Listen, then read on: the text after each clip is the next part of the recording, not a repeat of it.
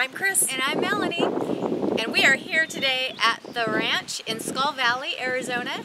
And we're going to take a fun little tour and actually participating in a workshop. Yeah, the ranch is an equine-assisted learning center here in Skull Valley. And they do lots of classes and workshops to really teach you a lot about who you are and what your styles of communication are and so much more.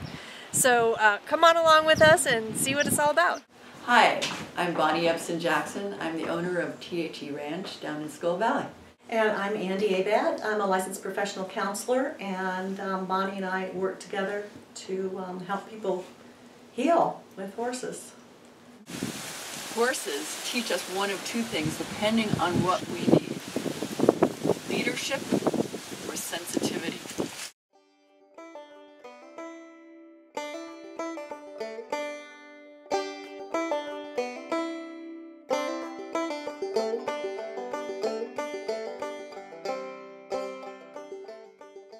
Brene Brown's, all of her research has been done on shame and shame resilience. But what underlies all of the work that she's done is connection. People's innate drive to be connected to other humans or other animals. And horses are all about connection. As we work together, we're a team, and in equine-assisted learning and equine-assisted psychotherapy especially, there's a horse specialist, ta-da, and there's a mental health specialist, and I'm the mental health and she's the horse specialist. And so I think the most important thing for you to understand about me and my work and the way I work is that I am a survivor. And I'm a survivor of, wait for it, adolescence. All of us know what a terrible, difficult time that is. And I firmly believe that I navigated adolescence on the back of a horse. So I just want you to recognize there's magic going on out there in that arena. And so you get to have your own little experience with the magic of horses and their power to heal and teach us. So when we bring people into the arena, what we want the most is for them to connect with the horses through these exercises that we do. Some of them are hilarious and some are actually very profound and can be quite emotional. Here are the rules. No touching of the horse. No use of anything connecting yourself to the horse. No bribing the horse with food. Okay, Yeah. no giving up. So use any knowledge that you have. It's a great time for we use this for team building a great deal. And so this is a really good time for everybody to formulate strategy. You can use anything in the arena.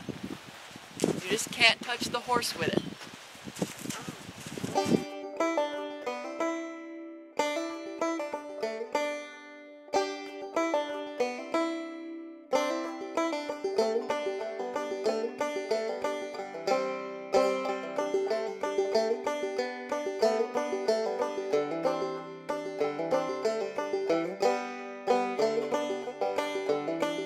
We work with a lot of worried well, right? So they're not necessarily diagnosed with something, you know. They basically are looking to understand themselves more. And by putting them with the horses, we give them an opportunity to see themselves through the horse's eyes, which includes being mirrored by a 1,200-pound sentient being who is highly evolved socially and has much greater and more sensitive senses and awareness and a great use of their body language. It's a wonderful biofeedback machine for them. We talked earlier in the day about horses' energy and how they are in their energy all the time and get a lot of information from that. And humans have gotten away from being in connection with their energy since we have language to work with. And so we've drifted away from really being connected to ourselves and our energy and our emotions, and horses just help bring us back in touch with that. You know, that connection with, that's right, all right brain stuff that horses are in all the time, and humans are in left brain, and you know, all that logical thinking and that sort of stuff, and they don't do that. We also are looking at adding EMDR, equine EMDR, to our quiver of arrows, and we will then be working with traumatized children and adults, especially people that are coming to us with PTSD.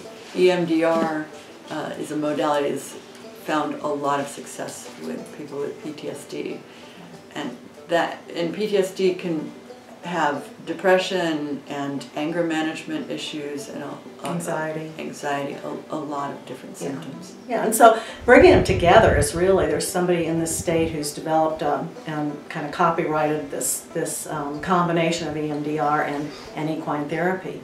And because horses in themselves are wonderful therapists for people with trauma, then the combination is just incredibly powerful. So there's a lot of work going on with war vets using EMDR.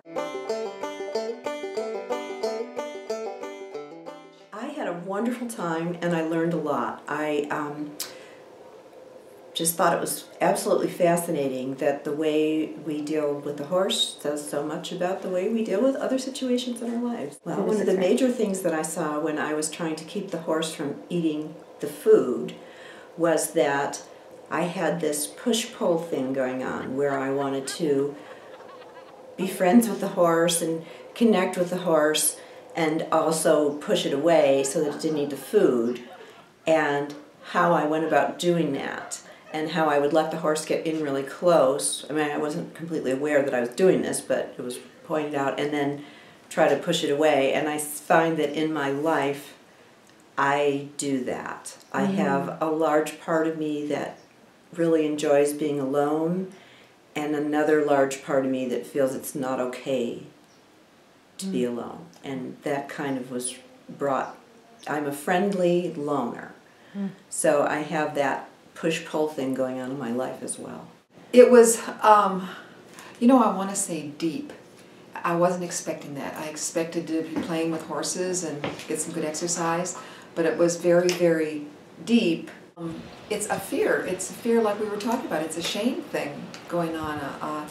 You know, a fear of, a little bit of fear of the horses, a little bit of fear of my ability, you know, and shame because of that fear. So what was it like working with the team, trying to get the horses corralled? That was a hoot. You know, I mean, I enjoy teamwork. I like working with a team, you know, so it was fun. And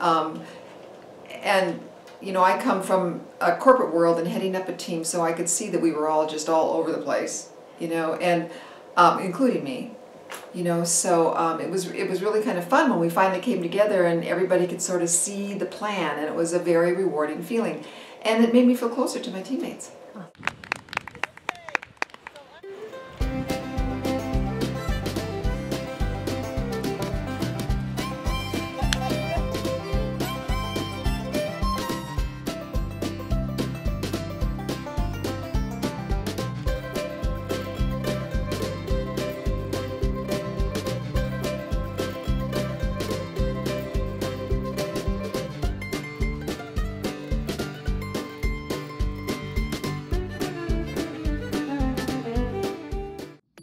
Subscribe to our monthly newsletter at chrisandmelanie.com to receive video interviews with local health professionals in Yavapai County, sent directly to your email inbox.